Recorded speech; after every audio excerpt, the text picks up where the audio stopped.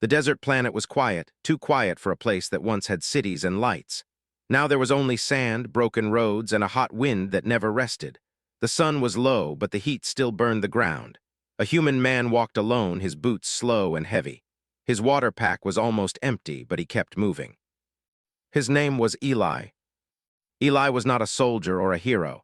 He was a simple human trader moving between small colonies. He fixed machines, carried messages, and sold tools. People said this planet was cursed, forgotten by both humans and aliens. That was why Eli was here. Work was cheap and danger was quiet. As he walked past the ruins of an old station, he felt something strange. Not fear, not danger. It felt like someone watching. Eli stopped. At first, he saw nothing but sand and metal bones of old buildings. Then he noticed a shape near the shadow of a broken wall. It was small and still. Too still. He stepped closer. An old alien lady sat on the ground. Her skin was pale blue, dry like cracked stone. Her clothes were torn and covered in dust. Long white markings ran across her face, signs of age and status in many alien cultures. Her eyes were half closed and her breathing was weak. Eli froze. Aliens were common in the galaxy, but elders were rare. And alone elders were dangerous. Many races believed old ones carried power, secrets, or curses. People avoided them. Rules were clear: do not get involved. Eli looked at his water pack. He had enough water for himself, barely. The old alien lady lifted her head slowly. Her eyes opened, dark and deep like space without stars. She looked at Eli, but she did not beg. She did not speak. She only looked tired, very tired. Eli swallowed. He remembered the warnings. He remembered stories of humans who helped aliens and never returned. He remembered how lonely this planet felt. Then he remembered something else. Water. Life. Without another thought, Eli knelt down. He took off his water pack and opened it carefully. He held it near her mouth. "Drink," he said softly. The alien lady hesitated. Her hand shook as she touched the pack. Then she drank, slow and careful, only a few small sips. Eli waited, holding the pack steady. He did not rush her. He did not speak. When she finished, he pulled the pack back. More than half was gone. Eli felt the weight of that choice immediately. The alien lady looked at him again. This time her eyes were sharper, smarter, like she was seeing him for the first time. "You give without asking," she said. Her voice was low and strange, but clear. Eli shrugged. "You needed water." She studied his face. "Most walk past." "I'm not most," Eli replied. For a moment the wind stopped. The air felt heavy, thick with something unseen. The alien lady slowly stood up. She was taller than she looked, her back straight despite her age. She placed one long finger on Eli's forehead. It was warm. "Kindness is remembered," she said. Eli felt a strange pressure in his head, like a memory trying to form. Then it was gone. Before he could ask anything, the alien lady stepped back. The shadows around her moved unnaturally, bending like liquid. In the next second, she was gone. No sound, no light. Just empty air. Eli stood there, heart racing. He looked around, expecting danger. Nothing came. He laughed nervously. "Great," he muttered. "I finally lose my mind on a dead planet." He picked up his water pack, almost empty. That night, Eli returned to his small shelter near the colony edge. People noticed him. Some whispered. One man grabbed his arm. "You talked to someone in the ruins," the man said. "An old alien." Eli pulled his arm free. She was thirsty. The man's face turned pale. Elders don't forget. Eli tried to sleep, but his dreams were restless. He saw blue eyes in the dark. He heard strange words in a language he did not know. Outside, far above the planet, something moved in the stars. Something had noticed a small human act. And it was coming. Morning came slowly on the desert planet. The sun rose like a burning eye, watching everything below. Eli woke up with a dry throat and a heavy head. For a moment he forgot where he was. Then the memory returned. The old alien lady. The waters. The strange words. Eli sat up in his small shelter. His water pack lay near the wall, almost empty. He stared at it, hoping everything from yesterday was just a dream. It was not. Outside, the colony was louder than usual. People talked in low voices. Doors closed quickly. Eli stepped out, shielding his eyes from the light. Two traders stood nearby. When they saw him, they stopped talking. "She chose him," one whispered. Eli walked closer. "Who chose me?" The older trader shook his head. "You helped an elder, an alien elder." "I gave her water," Eli said. "That's all." The trader laughed, but there was fear in his eyes. "That is never all with elders." Eli moved through the colony, feeling eyes on his back. People stepped away from him like he carried a disease. Some looked angry, others looked afraid. At the supply station, a woman blocked his path. "You should leave," she said quietly, "before they come." "Who?" Eli asked. She leaned closer. "Her family." Eli felt a chill even in the heat. She was alone. "No elder is ever alone," the woman replied. Eli returned to his shelter with more questions than answers. He tried to focus on work, but his hands shook. Machines felt heavier. Time moved slower. As the day passed, the sky began to change. At first it was small, a strange line of silver light far above the clouds, then another, and another. Eli stepped outside. Ships. Not human ships. They were smooth and dark, shaped like flowing stone. They did not make sound. They did not rush. They simply appeared one by one like the sky was opening for them. The colony panicked. People ran, alarms screamed, children cried. Guards raised weapons, even though everyone knew it was useless. Eli stood still. Somewhere deep inside, he felt it, a pull, like the ships were not here for the colony. They were here for him. A memory flashed in his mind, the old alien lady's finger on his forehead, her words. "Kindness is remembered." The ships did not attack. They did not fire. They hovered silent and patient. Hours passed. Then, just as suddenly as they arrived, the ships moved, not toward the colony center, toward Eli's shelter. People shouted, "It's him. He brought this." Eli's heart raced, but his feet stayed firm. He walked forward, away from the shelter, away from the others. The ground vibrated as one ship lowered itself closer to the surface. A door opened. Light poured out, soft and white. No soldiers came out, no weapons. Only silence. Eli waited, breathing slow, forcing himself to stay calm. The door closed again. The ship lifted slightly and moved away. Confusion spread across the colony. "They're leaving?" someone asked. Eli did not answer. He was staring at the ground where the ship had been. Something was there. A symbol burned into the sand, circular, old, powerful. That night the colony did not sleep. People watched the sky. Eli sat alone in his shelter, staring at the symbol he had drawn from memory on the floor. He did not know how he remembered it. He only knew it mattered.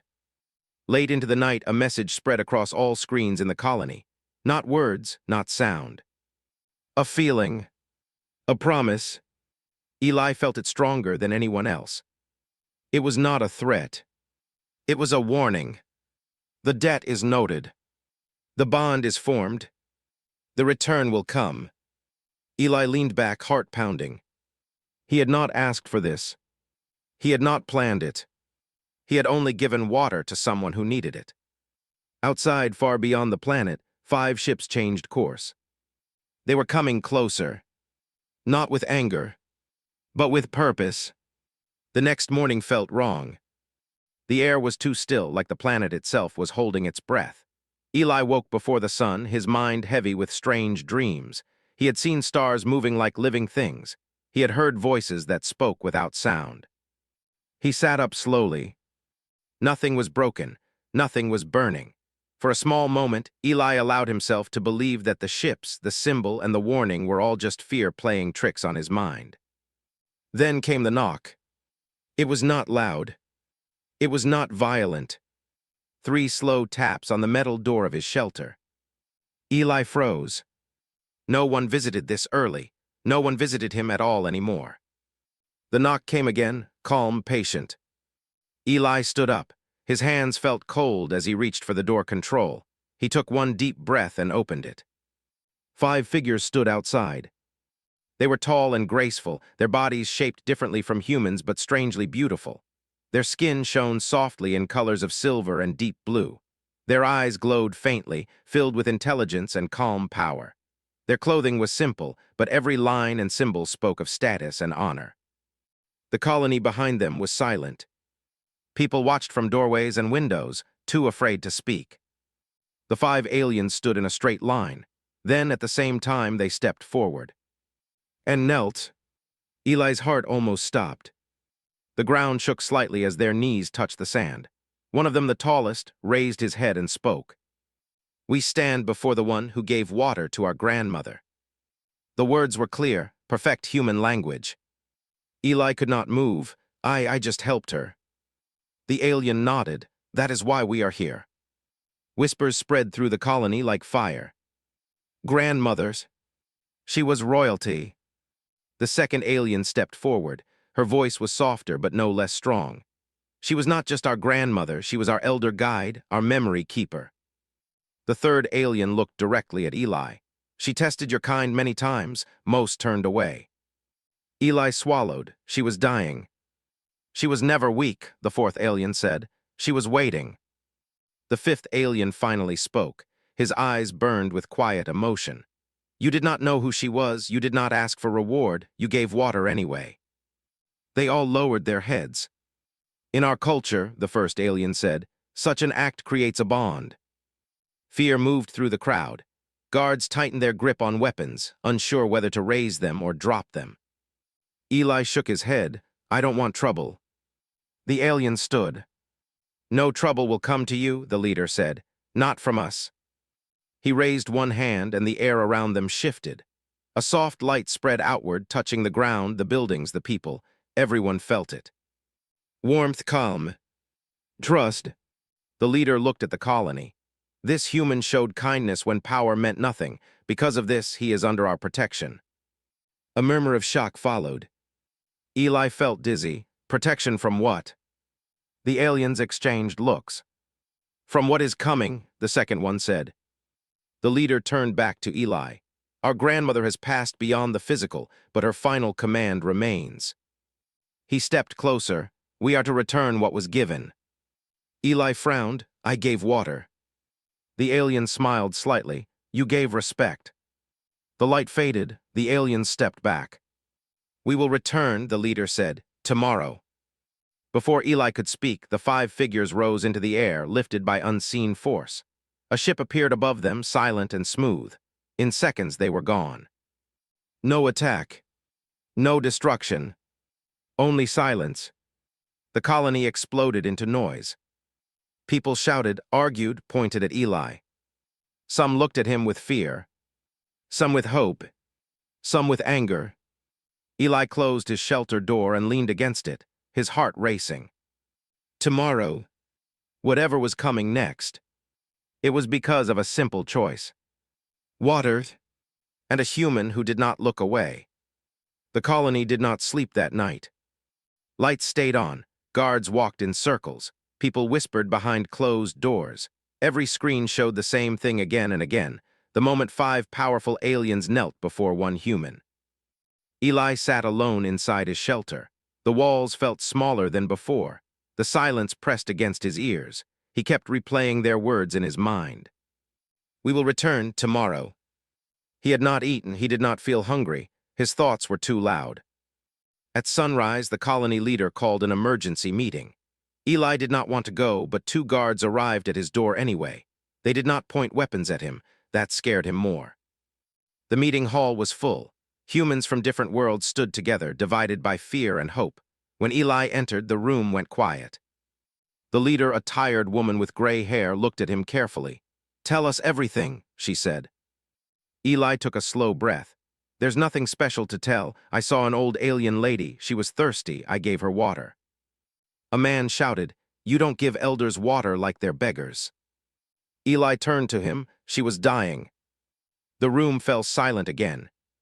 Another woman spoke, softer. "Did she say anything?" Eli nodded. "She said kindness is remembered."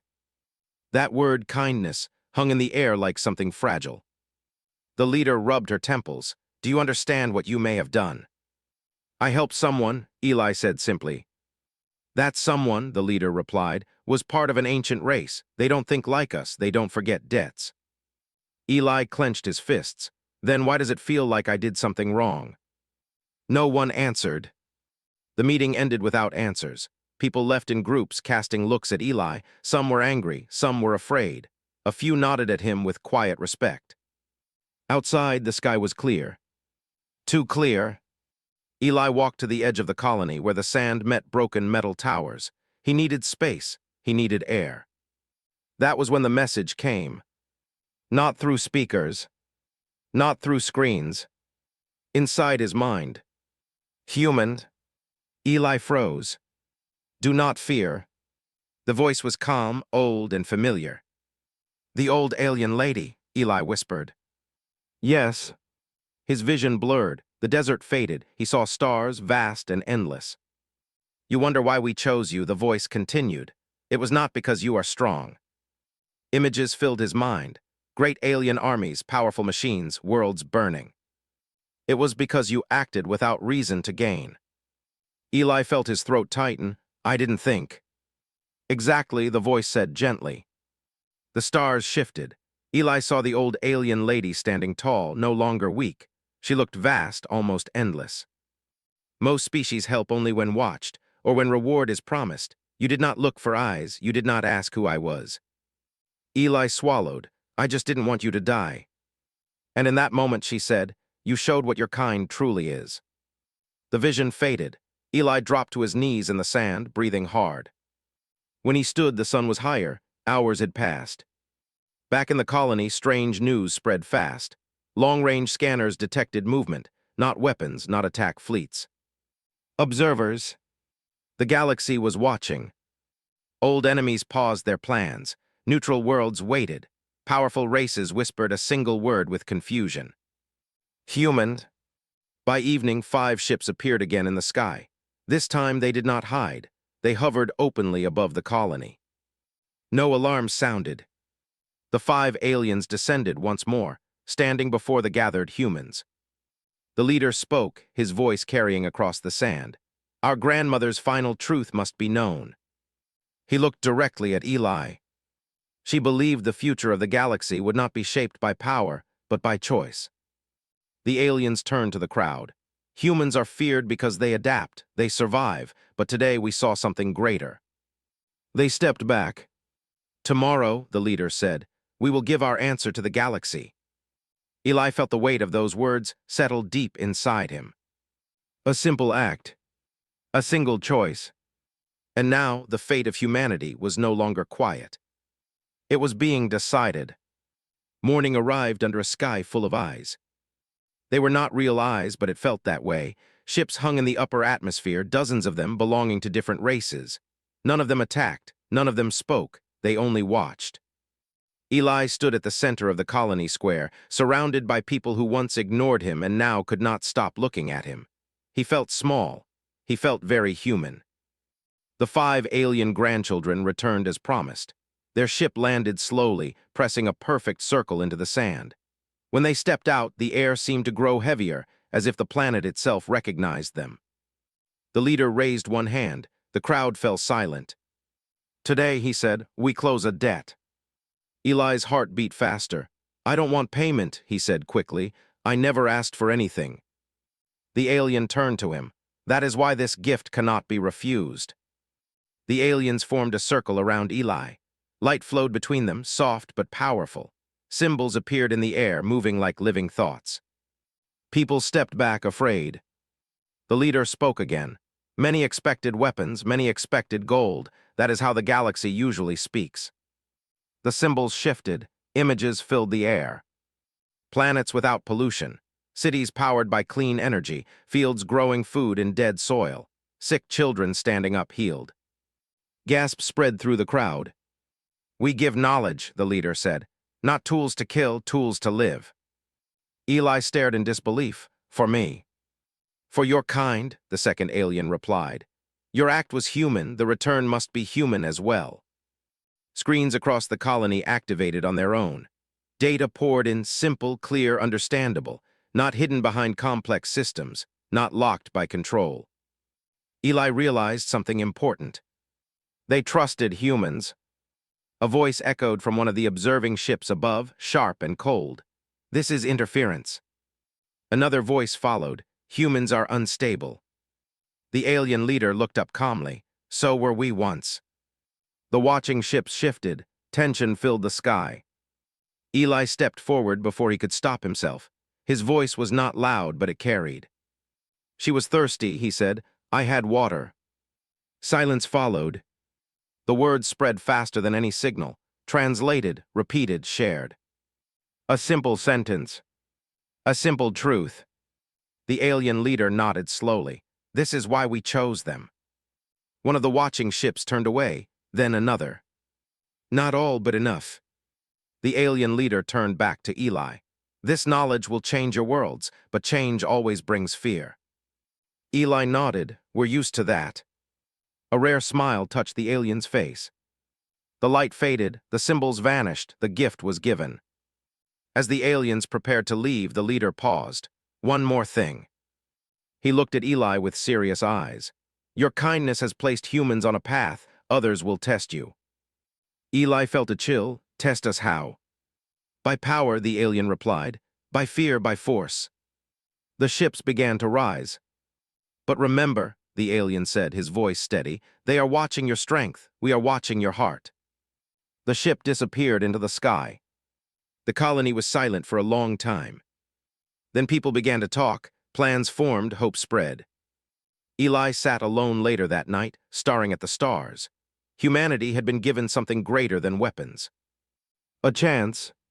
Far away in dark corners of the galaxy, others watched the data flow. Some with curiosity, some with anger, and some with plans. The gift had been given. The real test was about to begin. The galaxy did not react all at once. At first there was silence, a long, heavy silence that pressed against every world. Messages stopped mid-sentence. Fleets held their positions. Old enemies delayed their wars by a single day, then another. Human space had changed overnight. The knowledge given by the alien elders spread fast, but not wildly. It was simple, clean, easy to understand. Power systems were rebuilt in days, not years. Food shortages began to fade. Diseases that once scared entire planets lost their strength. Humans did not shout about it. That alone confused the galaxy. Eli watched the reports from a small room in the colony. He was no leader, no commander, but everyone wanted his face on their screens. He refused most requests. This wasn't about me, he said again and again.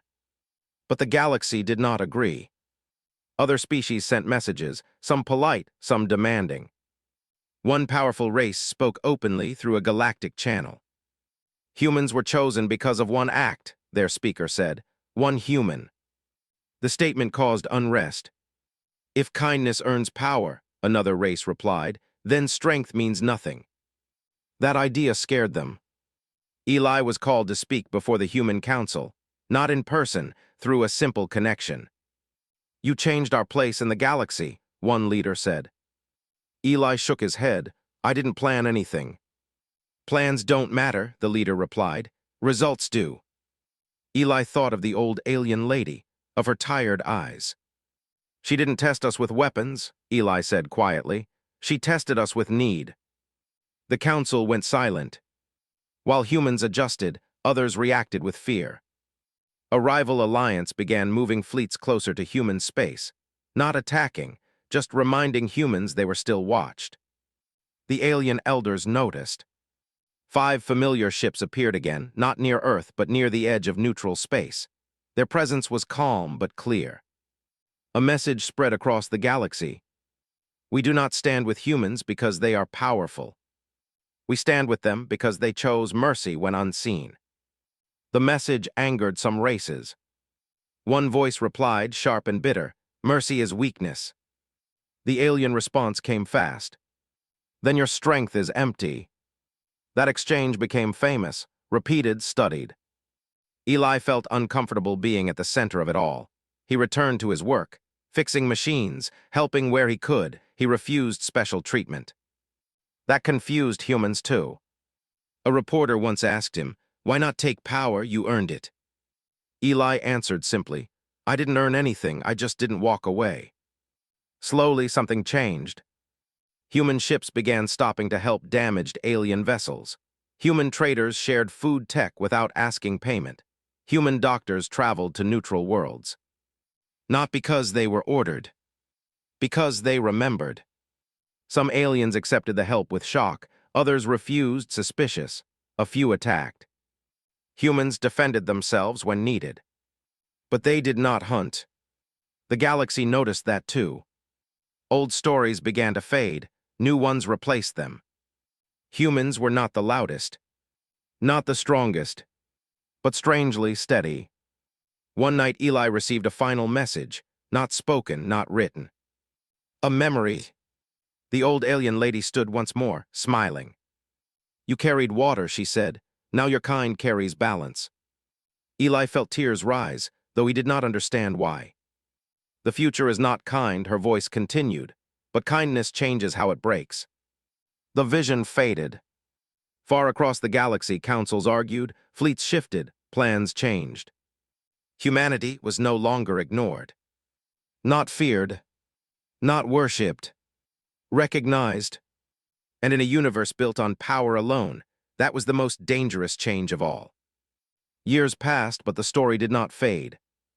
It grew, not as a legend of power or a tale of conquest, but as a reminder whispered in trade halls, taught in academies, and debated in galactic councils. It always began the same way. A human gave water. Eli no longer lived on the desert planet. He moved often not to hide, but because stillness made him uneasy. Wherever he went, people recognized him. Some bowed, some thanked him, some expected wisdom he did not believe he had. He gave them the same answer every time. I just did what felt right. Humanity changed, but not in the way many predicted. Humans did not become rulers of the galaxy. They did not build empires. They did not demand control. They built bridges. The knowledge gifted by the alien elders was used carefully. Humans argued, made mistakes, failed, and tried again. They always did, but something inside them had shifted. They remembered that they were being watched. Not by enemies, by witnesses. In one of the great galactic halls, representatives of dozens of species gathered. The topic was human influence. The room was tense. Humans spread faster than trust, one delegate said. They are unpredictable. Another replied, so were we. A third spoke, older than most. They did not take what was offered, they shared it. Silence followed. Outside the hall, 5 familiar figures waited, the grandchildren of the ancient alien elder. They had not aged. They did not need to. When invited inside, they did not speak of power or alliance. They told a story. They described an old alien lady, tired and thirsty, sitting alone on a dead world. They described how countless beings passed her by, how some looked at her and turned away, how others did not even slow their steps. Then they spoke of a human. He did not know her name, the leader said. He did not know her rank, he did not know her worth. The room listened closely. He only saw need. The leader looked around the hall. This is why the galaxy changed. No one argued. Later, Eli stood at a quiet spaceport, watching ships come and go. A young human approached him, nervous. Is it true, the child asked, that one choice can change everything? Eli smiled faintly. It didn't change everything, he said. It changed what came next. The child thought about that. Across the galaxy, human symbols began to appear. Not flags, not weapons. Simple signs placed near ports and stations. A cup of water. Aliens noticed. Some laughed. Some questioned. Some remembered. The old alien elder's final message was released publicly years later. It was short, simple. The future does not belong to the strongest. It belongs to those who see others when it costs them. The message spread beyond human space. Wars paused, not ended, but questioned. Power still ruled the galaxy. But now it was not alone. Eli boarded a small transport ship, returning to quiet work. As the ship lifted, he looked once more at the stars. Humanity had not been chosen because it was perfect. It was chosen because, in one small moment, it was human. And in a universe of gods, empires, and endless wars, that quiet truth was enough.